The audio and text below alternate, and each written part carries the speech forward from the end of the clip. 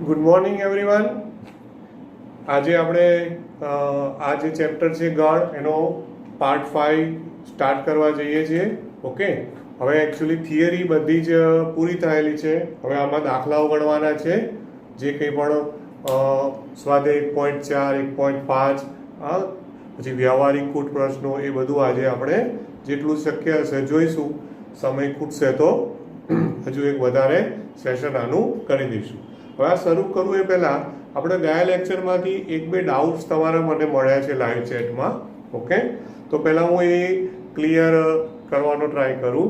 એક તો પૂરક ગણનો મને સ્ટુડન્ટે જે પૂછેલું પૂરક ગણ માટે, તો પૂરક ગણમાં એવું પૂછેલું કે ભાઈ આ પૂરક ગણનો એક ગુણધર્મ હતો a minus B is equal to a છેદ b ડેશ. ઓકે, અને એનો પ્રશ્ન હતો કે આ આપણને સમજાયું નથી. આ કેવી રીતે આવ્યું એ સમજાયું નથી. હવે એકચ્યુઅલમાં દોસ્તો યાદ રાખજો કે આની સાબિતીમાં નહીં પડવાનું. મેં ગ્રુપમાં તો લખ્યું જ છે, આજે ગ્રુપમાં કે ભાઈ વેન ડાયાગ્રામ, વેન આકૃતિ દોરો. વેન આકૃતિ દોરશો તો તમને ખબર પડશે. હવે વેન આકૃતિમાં શું થાય કે ભાઈ આ a માઇનસ બી ની વેન આકૃતિ દોરો. તો આપણે ઓલરેડી દોરેલી છે, છતાં હું તમને બતાવું છું કે જો આ a માઇનસ બી ની વેન આકૃતિ આપણે સાર્વત્રિક ગણ અને આ a આ b, તો a માઇનસ બી એટલે આ આવ્યો છે બરોબર. હા, આ છે a માઇનસ બી. હવે જમણી બાજુ છે a છેદ b ડેશ. ઓકે, આને હું નંબર 1 આપી દઉં છું, સમજી લેજો. પછી પાછું આને હું કેન્સલ કરીને આજનો નવો ટોપિક સ્ટાર્ટ કરીશ. એટલે તમને સમજાવવા માટે હું બોર્ડ ઉપર દોરું છું. હવે એ છે બી ડેશ ની આકૃતિ દોરો. તો એ આકૃતિ આ સેમ જ આવવી જોઈએ, મતલબ પરિણામ એક જેવી જ આવવી જોઈએ. ઓકે, હવે આપણે શું કરવાનું કે જો પહેલા આ રીતે a અને b છે. હવે પહેલા હું બી ડેશ વિચારું. તો બી ડેશ એટલે કયો ભાગ? આ જે બી વર્તુળ છે એ સિવાયનો ભાગ. એને હું આકૃતિમાં બતાવું છું, જોજો. હા, આ ભાગ બી સિવાયનું આખું લંબચોરસ. જેણે પણ મને ડાઉટ તરીકે પૂછેલું હોય એ ખાસ જોવે. અને ડાઉટ ક્લિયર થાય તો મને નેક્સ્ટ લેક્ચરમાં કહી દેવાનું કે ભાઈ સર ક્લિયર થયું ગયું છે. ઓકે, આ જે આકૃતિ છે એ છે બી ડેશ. બી ડેશ એટલે બધા જ ઘટકો જે યુ માં હોય પણ બરોબર છે. બી ડેશ એટલે શું? યુ માં હોય પણ બી માં ના હોય. હવે આ જે છે એનો a છેદ b ડેશ એટલે ગણ a ની સાથેનો છેદ ગણ. તો હવે ફરીથી બીજી આકૃતિ દોરું છું, જોજો, ધ્યાન આપજો. આ a b. હવે મારે બતાવવું છે તમને કે આ a છેદ b ડેશ ની આકૃતિ છે. તો a છેદ b ડેશ ની આકૃતિ હોય એટલે b ડેશ ઓલરેડી મેં અહીંયા બતાવેલું છે. અને એની સાથે કોનો છેદગણ? a નો છેદગણ. તો a નો છેદગણ આ b ડેશ સાથે વિચારો તો છેદગણ એટલે શું? બંનેમાં કોમન. તો આ જે આડી લીટીઓ દોરેલી છે એ b ડેશ છે. અને એની સાથે જે ગણ a નું વર્તુળ છે એ ગણ a નું વર્તુળમાં કયો ભાગ કોમન આવે? તમને શું લાગે છે? આટલો ભાગ જ છે ને ખાલી. જો આટલો ભાગ, ધ્યાનથી જોજો. ઓકે, જો આટલો જ ભાગ છે. આ a છેદ b ડેશ છે. ધ્યાનથી જો, ખબર પડે છે? વેન આકૃતિથી ઈઝી કોઈ મેથડ નથી કોઈ પણ પરિણામની સાબિતી સમજવા માટેની. દોસ્તો યાદ રાખજો, વેન આકૃતિ દોરો. ઇવન કૂટ પ્રશ્નો આવશે ને, કૂટ પ્રશ્નોમાં પણ તમે જો વિગતને વેન આકૃતિમાં લખશો ને એટલે તમને ફટાફટ દોડશે. કે એમસીક્યુમાં પૂછેલો હોય તો તમે આકૃતિ પરથી ફટ કરતો જવાબ આપી દેશો મોઢે, કોઈ ગણતરી વગર. વેન આકૃતિ બહુ ઇમ્પોર્ટન્ટ વસ્તુ છે. એટલે આને હું પરિણામ નંબર 2 આપી દઉં. તો હવે જુઓ કે 1 અને 2 બંને આકૃતિઓ કેવી છે? સરખી છે કે નહીં? ખબર પડે છે? બંને વેન આકૃતિ સરખી આવી એટલે શું થયું? પરિણામ 1 અને 2 પરથી, 1 અને 2 પરથી, બરોબર છે. તમે કહી શકો કે a minus B is equal to a છેદ બી ડેશ સાબિત થયું. ઓકે, ખ્યાલ આવે છે ને? તો આવી રીતે વેન આકૃતિથી જે મેં આ સમજાવ્યું ને એવી જ રીતે બીજા એક સ્ટુડન્ટ્સે મને દ મોર્ગનનો નિયમ પૂછેલો. દ મોર્ગન,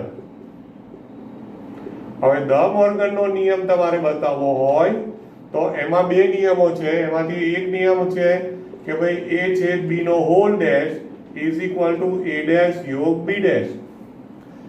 આવો દ મોર્ગનનો નિયમ છે. હા, હવે એના માટે તમારે શું કરવું પડે? હા, વેન આકૃતિ દોરો ફટાફટ. જો વેન આકૃતિ, પહેલા બોલો આ ભાગ શું છે? આ જે મેં વચ્ચે ભાગ બતાવ્યો એ શું છે? આ a છેદ b છે. હવે a છેદ b નો ડેશ અહીંયાથી a છેદ b નો ડેશ એટલે એનો પૂરક ગણ. ઓકે, તો a છેદ b નો ડેશ કરો એટલે આ વચ્ચેનો ભાગ a છેદ b છે તો એનો ડેશ એટલે એ વચ્ચેના ભાગ સિવાયનું આખું થાય ને. a છેદ b સિવાયનું બધું, એટલે મારે જે પ્રદેશ બતાવવો હોય તો એના સિવાયનું આખું લંબચોરસ બતાવવાનું થાય. આ a છે, આ b છે. ઓકે, એટલે આટલો ભાગ, આ બધું વચ્ચેનું પેલું a છેદ b છોડી દેવાનું. ઓકે, તો આ જે આવ્યું એ થયું a છેદ b નો આખાનો ડેશ. તો આને આપી દો આકૃતિ નંબર 1. આને શું આપી દો તમે? આકૃતિ નંબર 1. હવે આ થઈ ડાબી બાજુનું પરિણામ. હવે જમણી બાજુ શું છે? a ડેશ યોગ b ડેશ. રાઈટ? હવે એના માટે શું કરવાનું તમારે? પહેલા a ડેશ બતાવો. હા, આ a, આ b, બરોબર. હવે પહેલા a ડેશ બતાવો એટલે a સિવાયનો, a વર્તુળ સિવાયનો ભાગ એટલે a ડેશ બતાવો. તો a સિવાયનો વર્તુળનો ભાગ એટલે એમાં બધું આવી જાય. આ છે a ડેશ. હવે એની સાથે યોગ b ડેશ છે. હા, તથા b ડેશ. તો હવે બોલો b ડેશ એટલે આ a b. b ડેશ નો મતલબ શું છે? b વર્તુળ સિવાયનો આખું સાર્વત્રિક લંબચોરસ એટલે કે આટલો ભાગ આવશે. ઓકે, આ થયો b ડેશ. આ થયું b ડેશ. હવે આ a ડેશ અને આ b ડેશ બંનેનો યોગગણ કરો તો a ડેશ યોગ b ડેશ કરો તો ધ્યાનથી જો.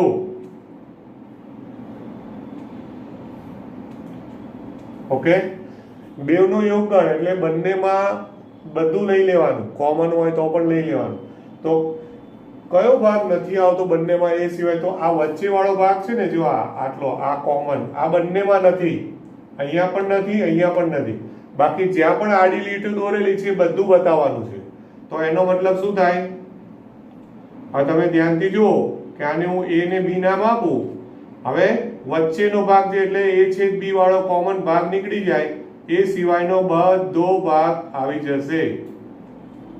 ઓકે, તો આને નંબર 2 આપો.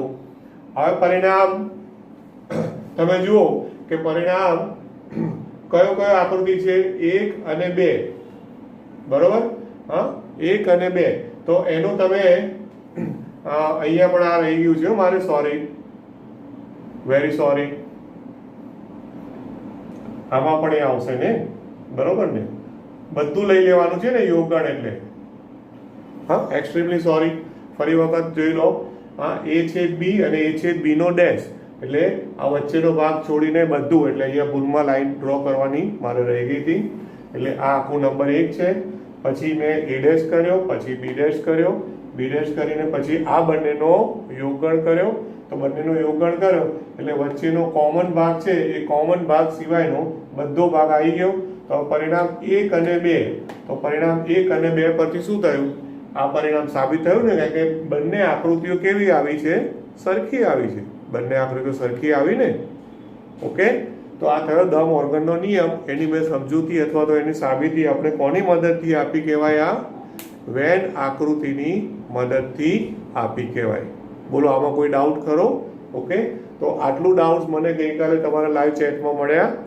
તમે ડાઉટ્સ પૂછ્યા, હા, એ માટે મને આનંદ થયો. Thank you very much. આવું કંઈ પણ હોય તો પૂછતા રહેજો, તો હું કાં તો તમને ગ્રુપમાં શેર કરી દઉં અથવા તો નેક્સ્ટ લેક્ચર વખતે આવી રીતે તમને હું સમજાવી શકું. બરાબર.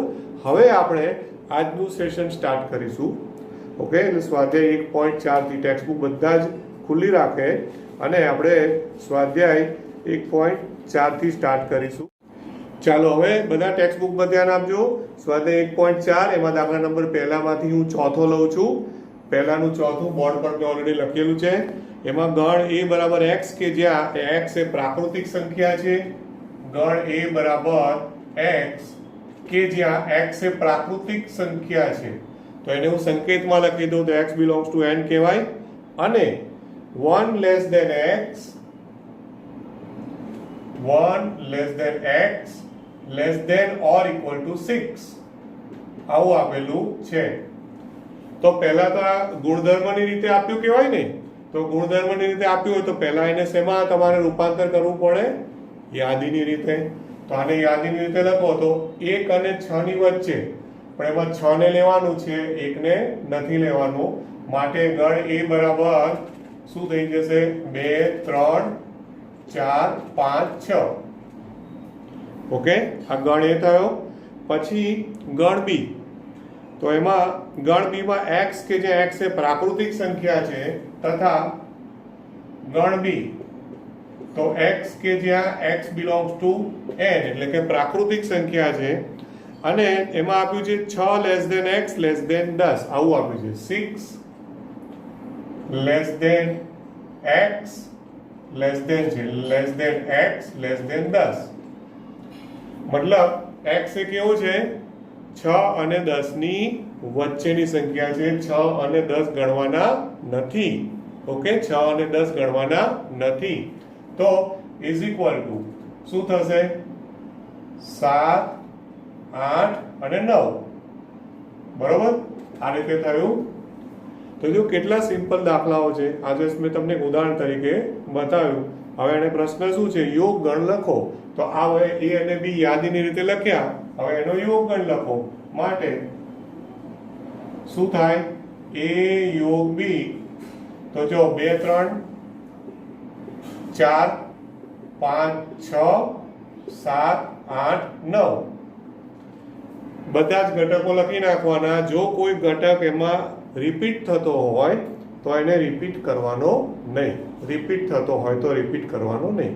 ઓકે દોસ્તો, તો ધ્યાન રાખો. આ રીતના તમે જોશો ને તો પહેલો દાખલો જુઓ, બીજો, ત્રીજો, હા, એકદમ સહેલા છે. છતાં ફરીવાર કહું છું કે આપણું નેક્સ્ટ જે પણ આ રેકોર્ડિંગ ચાલતું હોય એમાં તમને આ ડાઉટ હોય તો તમારે તરત મને અથવા તો ગમે ત્યારે પણ ગ્રુપમાં પણ કહી શકો અથવા સેપરેટલી પણ બતાવી શકો, ભાઈ આ સ્વાધ્યાયનો આ દાખલો ગણાવજો.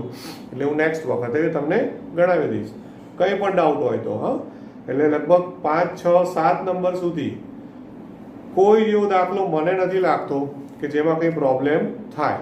તમને કોઈ ચકાસવાનું કીધું હોય તો ચકાસવાનું હોય તો LHS ઇક્વલ ટુ RHS હોય ને શોધવાનું હોય તો જે હોય એ ડાયરેક્ટ શોધી જ કાઢવાનું હોય. બરોબર, પણ એમાં ધ્યાન એ રાખવાનું, શોધવાનું કહ્યું હોય ને તો જે કૌંસ આપ્યો હોય ને એ પ્રમાણે. દાખલા તરીકે છઠ્ઠો દાખલો છે, ધ્યાન આપજો. 6નો 8મો.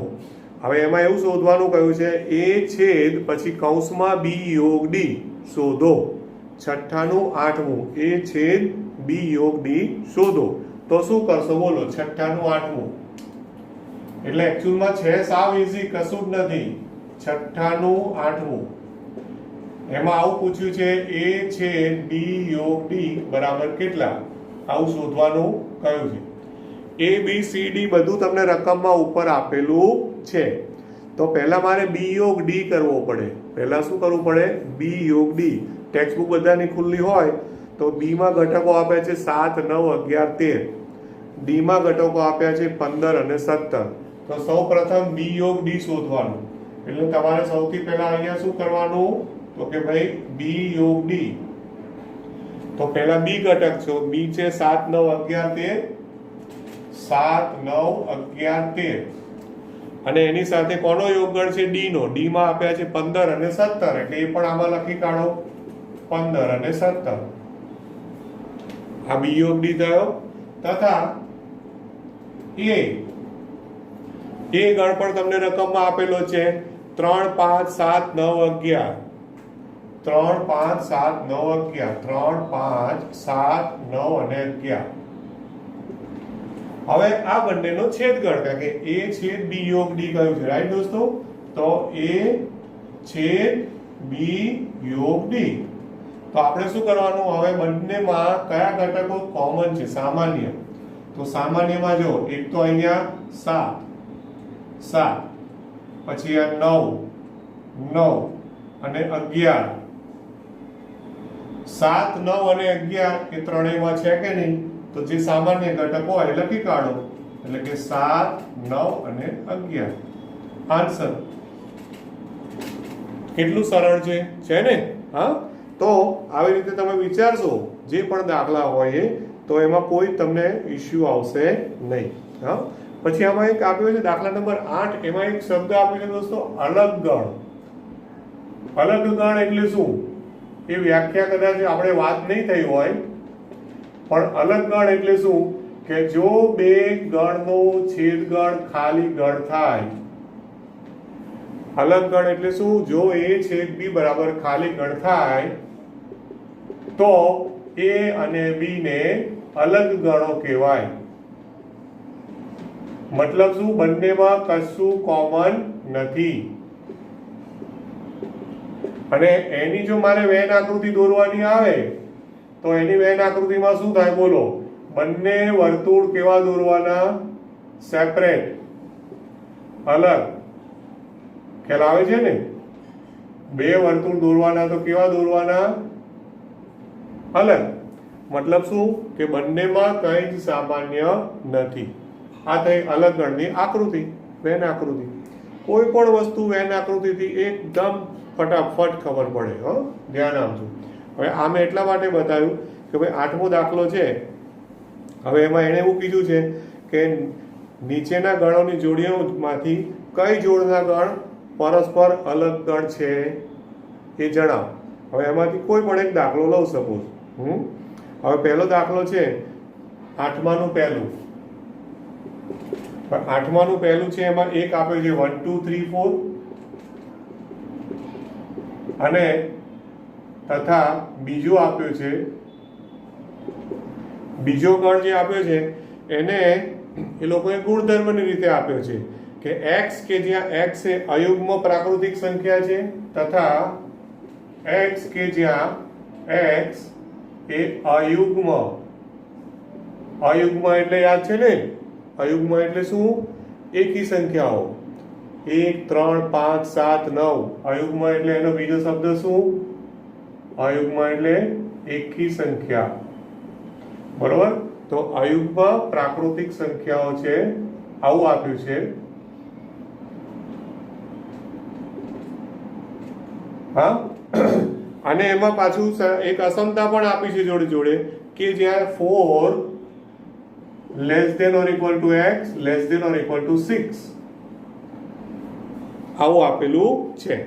તો જો પહેલો ગણ આપ્યો છે 1 2 3 4, બરોબર, અને બીજો ગણ આપ્યો છે એમાં 4 અને 6 ની વચ્ચેની કઈ સંખ્યાઓ છે? એકી સંખ્યાઓ. એકી એટલે કે અયુગ્મ પ્રાકૃતિક સંખ્યા. તો આના બરાબર શું થાય? 4 ના લેવાય કારણ કે 4 તો બેકી સંખ્યા છે. 5 લેવાય, 4 અને 6 ની વચ્ચે 5 લેવાય કારણ કે એકી સંખ્યા છે. 6 પાછું ના લેવાય કારણ કે 6 બેકી સંખ્યા છે. તો ખાલી 5 જ આવ્યું. ખબર પડી ને? તો આનો આન્સર શું આવ્યો? 5. પેલું શું છે? 1 2 3 4. હવે આ બંનેમાં કશું કોમન છે નથી ને? તો તમે શું કહી શકો? આમ જો 1 2 3 4 અને એની સાથે 5 નો છેદગણ કરો તો શું મળ્યો જવાબ? ખાલી ગણ મળ્યો કે નહીં? તો વ્યાખ્યા પ્રમાણે બે ગણનો છેદગણ ખાલી ગણ થાય એનો મતલબ કે આ અલગ ગણો છે. માટે આપેલા બરોબર છે બંને ગણો અને આની જોડ કઈ છે અલગ ગણો છે. આ રીતે તમારે આન્સર આપવાનો રહેશે. ખ્યાલ આવ્યો કે નહીં? તો આ થયું અલગ ગણોની સમજૂતી. એ ટાઈપનો મેં એક દાખલો તમને બતાવ્યો.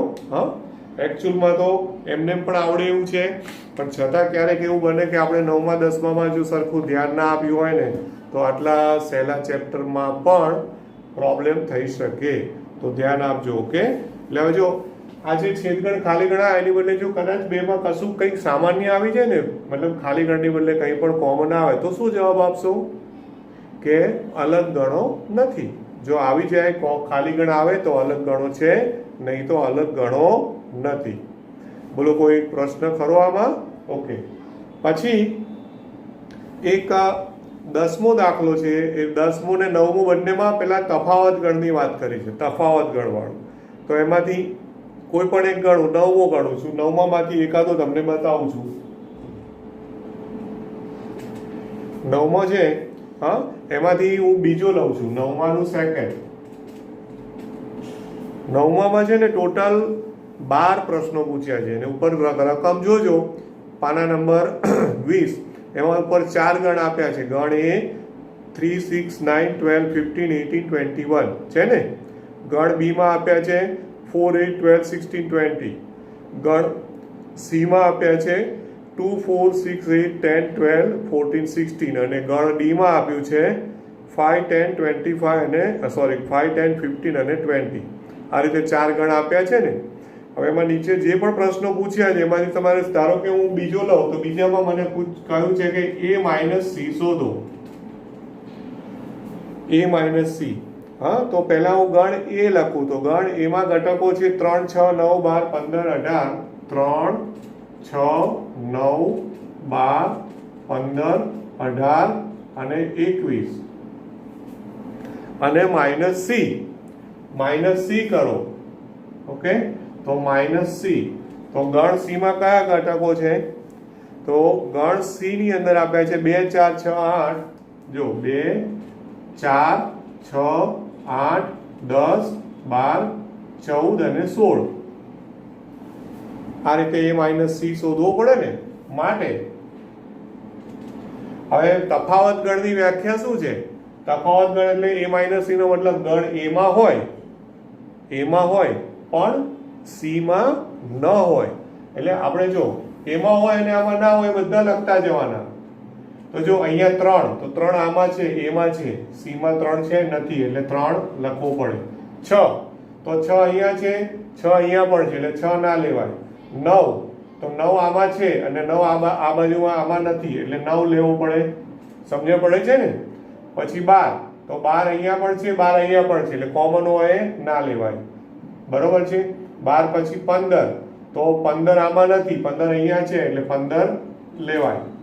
ઓકે, 15 પછી 18, અહીંયા તો 16 સુધી જ છે, એટલે પછી 18 અને 21 બંને લેવા પડે. 18 અને 21, કારણ કે 18 અને 21 છે ગણ એમાં છે પણ સી માં નથી. બોલો આટલું ક્લિયર થાય છે?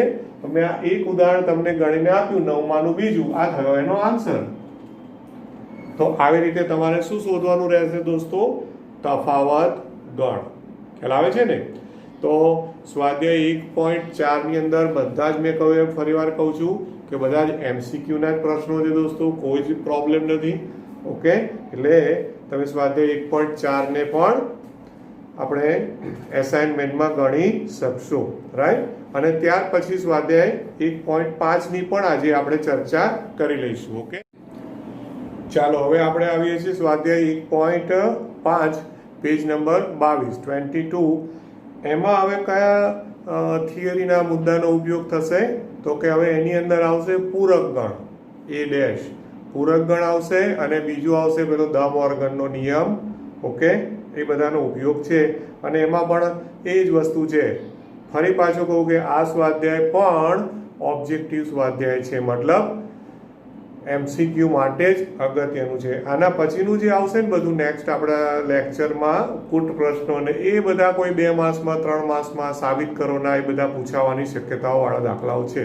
ઓકે, હવે ફરી પાછું આમાં જુઓ કે પહેલો દાખલો લઉં. હવે પહેલા દાખલામાં રકમમાં જુઓ યુ એ બી અને સી આટલું તમને આપેલું છે, દાખલા નંબર 1. ઓકે, હા, ટેક્સ્ટ બુક બધાની ખુલ્લી હોવી જોઈએ તો હું બોલું છું એ ખ્યાલ આવશે. યુ માં આપ્યું છે 1 2 3 4 5 6 7 8 9. આ યુ એટલે સાર્વત્રિક ગણ. પછી એ માં આપ્યું છે 1 2 3 4, બી માં આપ્યું છે 2 4 6 8 અને સી ગણ આપ્યો છે 3 4 5 6. તો નીચેના ગણો મેળવો એટલે કે શોધો. ઓકે, હવે એમાંથી હું એકાદો તમને ગણીને બતાવું. એમાંથી સપોઝ ત્રીજો લો.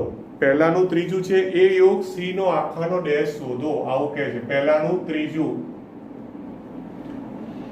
એ યોગ સી, એ યોગ સી નો ડેશ બરાબર કેટલા?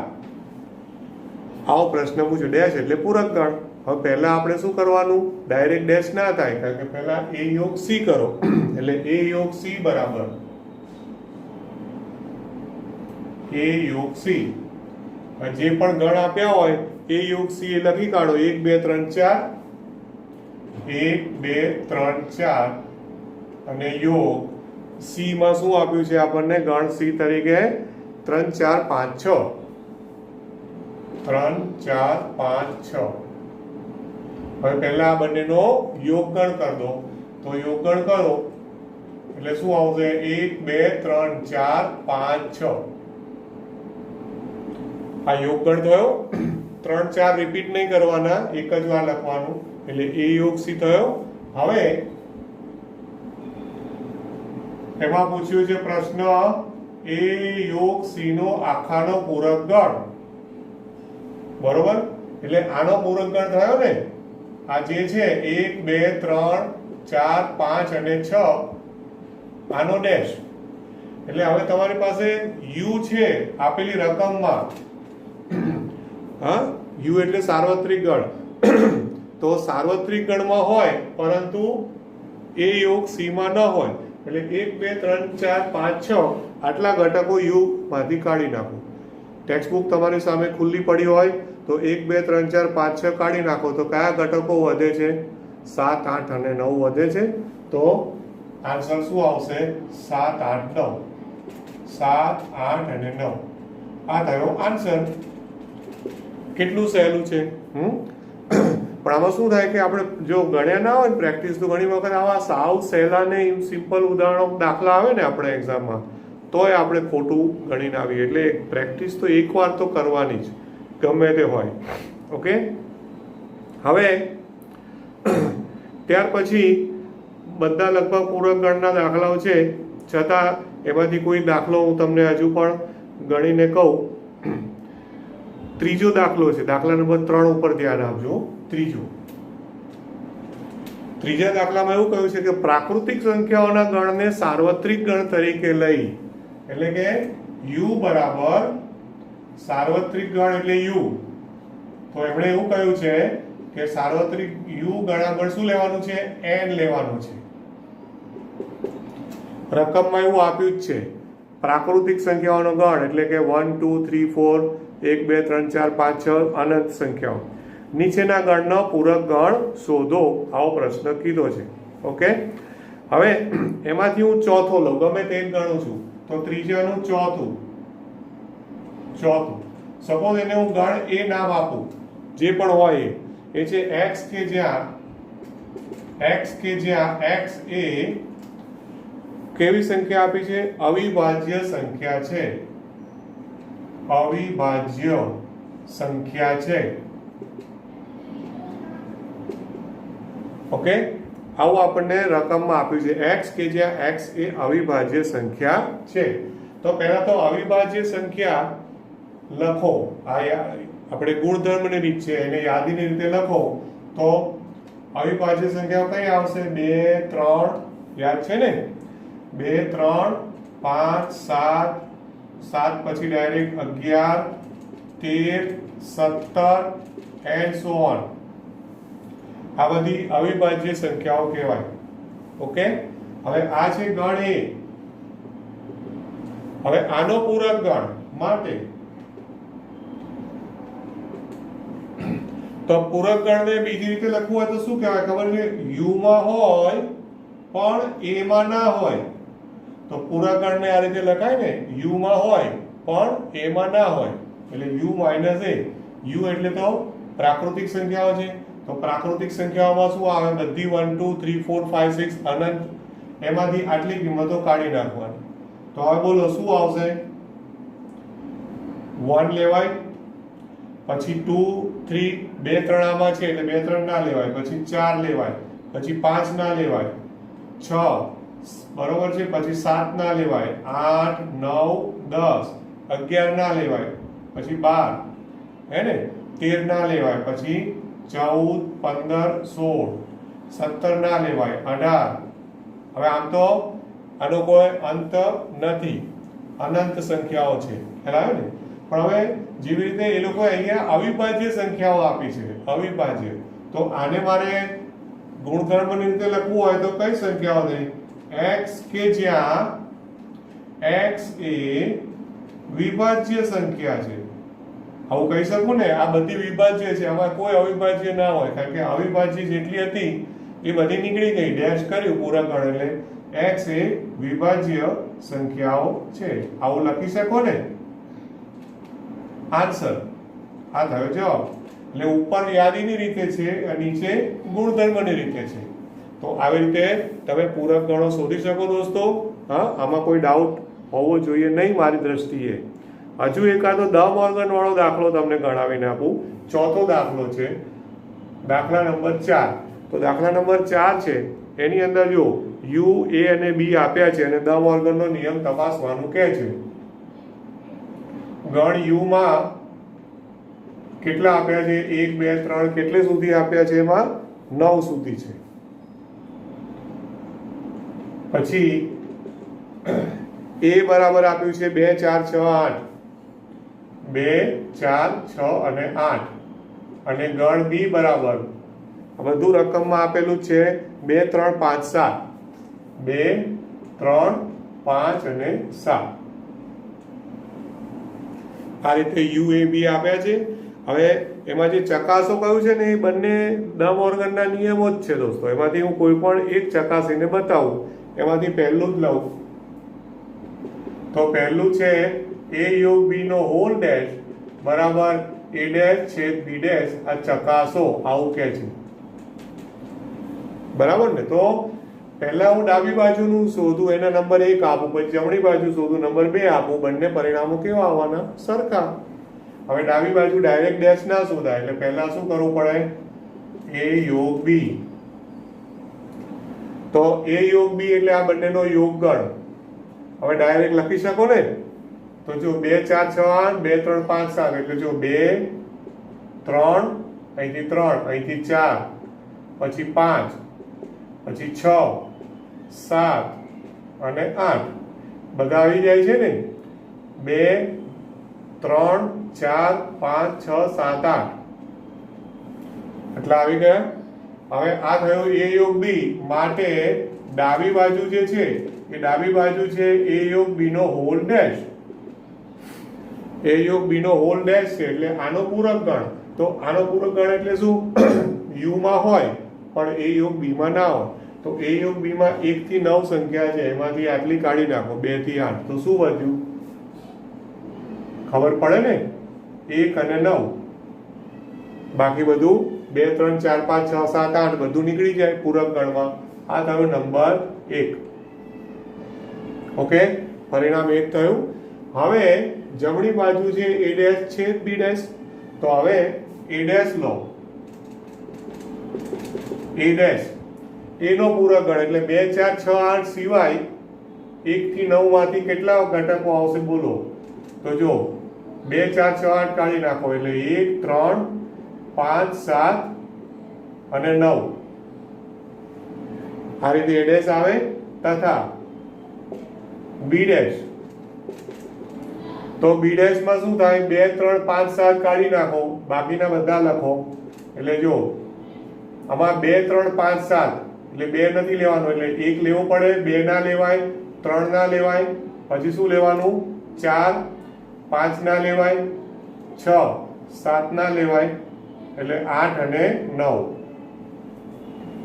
આટલા ઘટકો આવ્યા, આ બી ડેશ થયું. માટે હવે જુઓ જમણી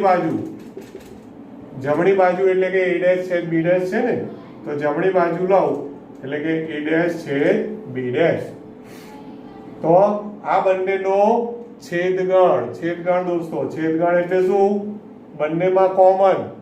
તો બંનેમાં કોમન કયું છે? એક તો આ રહ્યું 1 છે ને, પછી બીજું શું કોમન દેખાય છે? 9. બાકી 3 5 7 4 6 8 કશું સામાન્ય નથી, ખાલી આટલું જ કોમન છે. આને નંબર આપો 2. હવે જુઓ તો પરિણામ 1 અને 2 બંને સમાન આવે છે કે નહીં? એનો મતલબ શું થયો? આમ તમે 1 અને 2 પરથી, બરાબર, 1 અને 2 પરથી થઈ ગયું, ચકાસણી થઈ ગઈ કે ભાઈ a યોગ b નો whole dash is equal to a dash છે b ડેશ સાબિત થયું. ઓકે, બોલો આમાં કોઈને કોઈ ડાઉટ હોવો જોઈએ નહીં મારી દ્રષ્ટિએ. હા, ક્લિયર થવું જોઈએ, બધું જ સિમ્પલ છે. 5મો દાખલો છે. 5મા દાખલામાં એ લોકોએ વેન આકૃતિ દોરવાની કહી છે, તો મેં તો એ આજે તમને ઓલરેડી સ્ટાર્ટિંગમાં જ પેલું ડિફિકલ્ટીમાં સમજાવ્યું ને, એમાં વેન આકૃતિ આવી જ ગઈ છે, જોઈ લેજો. આજના રેકોર્ડિંગમાં ફરીવાર જોઈ લેજો, મેં ફોટો મોકલીશ એટલે ખ્યાલ આવશે. બરોબર છે? હા. અને પછી 6થો દાખલો છે, એને ખાલી હું એકવાર મોડેલ ડિસ્કશનમાં લઈ લઉં છું. સમતલના તમામ ત્રિકોણના ગણને યુ તરીકે લો. જોજો રકમ, સમતલના તમામ ત્રિકોણો એટલે એમાં લઘુકોણ, ગુરુકોણ, કાટકોણ બધા ત્રિકોણો એમાં આવી ગયા. હા, એને યુ તરીકે સાર્વત્રિક ગણ લઈ લો. જો ઓછામાં ઓછો એક ખૂણો 60 થી ભિન્ન હોય, ઓકે, 60 થી ભિન્ન હોય તેવા ત્રિકોણોનો ગણ એ હોય, તો એ ડેશ શું થશે? ઓછામાં ઓછો એક ખૂણો 60 થી ભિન્ન હોય, આવું કહે છે. હવે એક ખૂણો 60 થી ભિન્ન હોય તો એનું પૂરક ગણ લો. બરોબર છે? રાઈટ. તો એનું પૂરક ગણમાં શું લખવાનું? ભિન્ન હોય લખ્યું છે ને, તો જ્યારે પૂરક કરો તો એનું ઓપોઝિટ કરી દેવાનું. ઓછામાં ઓછો એક ખૂણો 60 થી ભિન્ન ન હોય. બહુ સિમ્પલ. આમાં ઓછામાં ઓછો એક ખૂણો 60 થી ભિન્ન હોય તો પેલામાં શું કરી દેવાનું? ઓછામાં ઓછો એક ખૂણો 60 થી ભિન્ન ન હોય એ a ડેશ થશે. બરોબર છે? અને 60 થી ભિન્ન ન હોય એનો મતલબ શું ખબર પડે છે? 60 થી ભિન્ન ન હોય એટલે 60 હોય. સાંભળજો, 60 થી ભિન્ન ન હોય એટલે 60 હોય. ઓછામાં ઓછો એક ખૂણો તો 60 નો હોય જ, એવું કહેવા માંગે છે. એટલે એક ખૂણો 60 નો હોય, બાકીના 2 ખૂણા ગમે તે હોઈ શકે. બરોબર છે? હા. હવે આ રીતે તમારે એનો જવાબ આપી દેવાનો. બીજું ખાસ કોઈ એમાં મેથેમેટિકલ કોઈ ગણતરીના સ્ટેપ્સ કે અહીંયા જે ચકાસ્યું એવું કશું આવશે નહીં, તમારે ખાલી લખવાનું જ આવશે. તો આપણું દોસ્તો સ્વાધ્યાય 1.5 સુધીનું લગભગ પેલું દાખલાઓ ને એની ચર્ચા ને બધું આપણે પૂરું કર્યું છે. હવે આમાંથી જે ખાસ 2 માર્ક્સ 3 માર્ક્સમાં પૂછાય ને એ ટાઈપના વ્યવહારિક કૂટ પ્રશ્નો, અમુક સાબિત કરોના પરિણામો જે છે એ આપણું નેક્સ્ટ લેક્ચર રહેશે. કદાચ જો નેક્સ્ટ લેક્ચરમાં પૂરું થઈ જાય આ ચેપ્ટર શક્ય હોય તો, અને ના થાય તો બીજું એક લેક્ચર વધારાનું આપણે લઈશું. ઓકે, સો આટલે સુધી રાખીએ. 1.5 સુધી એસાઇનમેન્ટમાં તમારે ગણવાનું રહેશે. Thank you very much. Have a nice day.